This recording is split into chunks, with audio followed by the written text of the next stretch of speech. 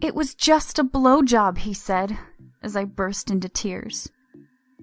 We were in the kitchen when my husband confessed to cheating on me. And in that moment, I was very tempted to pick up a knife and end everything right there. It all started while he was cooking breakfast.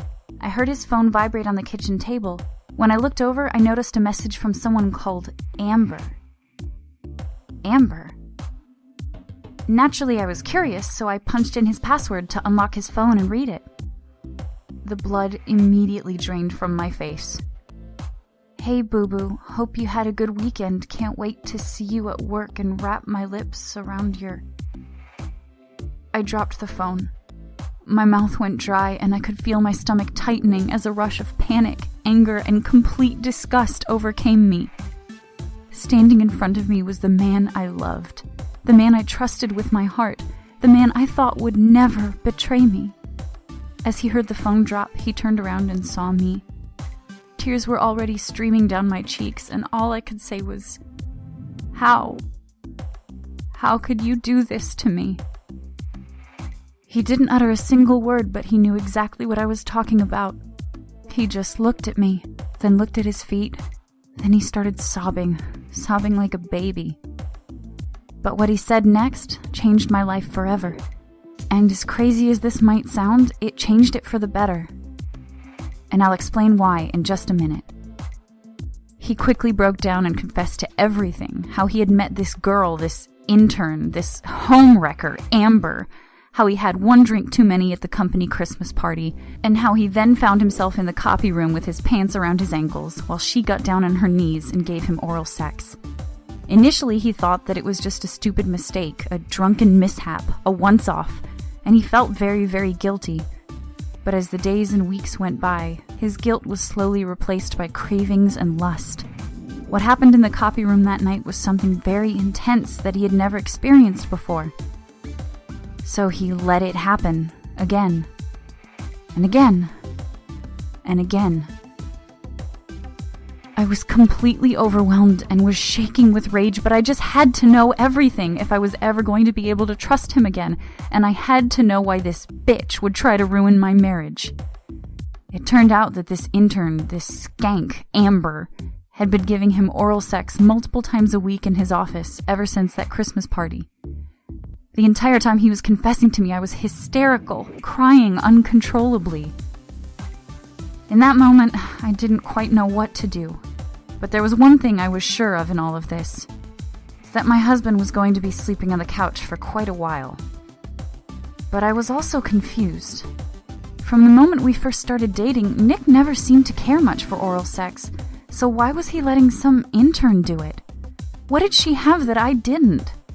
I just couldn't get this nagging question out of my head. What was she doing that I wasn't? I wanted to confront Amber to let her have a piece of my mind, and part of me wanted to forgive Nick, while the other part of me wanted to castrate him. That's when I knew I was at a crossroads. I could slam the door shut to the only man I had ever loved, or I could do everything in my power to make sure Nick never desired sexual intimacy with another woman ever again. I could become the kind of woman that all men dream about, the kind of woman who creates emotions so strong in a man's mind that he uncontrollably becomes addicted to being with me and only me. So after almost 2 weeks of moping and feeling sorry for myself, I decided to take my first steps to becoming the kind of sexual goddess that every man dreams of being with. I decided to learn every oral sex technique possible to make my man or any man cry out in pure ecstasy. I decided that from now on, I was going to be the one in control. It was the first time in my life that I confronted a brutally difficult situation with complete determination, and no one could stop me. Or so I thought. Everywhere I looked led to confusion and disappointment. I started with an obvious choice, watching pornography. While it can teach you about being confident, I quickly realized that almost everything else in porn is a complete sham. I mean, does a group of 7 guys standing around one tiny, fake-breasted woman sound realistic to you? Then I bought book after book on oral sex written by so-called experts with PhDs from prestigious universities. The problem with these experts is that they spend all their time in a lab doing things like experimenting on mice instead of actually spending time having sex or interviewing the people who really know what works. And those women's magazines, you know the ones I'm talking about, the magazines you find in your local grocery store, they have lists of hundreds of sex tips in almost every issue. At best, you'll realize that most of the tips in these lists are completely ridiculous. At worst, you may actually injure yourself or your man. In complete frustration, I was about to give up, but somehow I managed to stumble upon this oral sex master. I was surfing online for tips on how to give great oral sex or something similar, and I must have found some article or link on a site or something, because I discovered this guy called Sean Jameson, who was allegedly some kind of sex expert. He had this website and had been featured pretty much everywhere and seemed to know what he was talking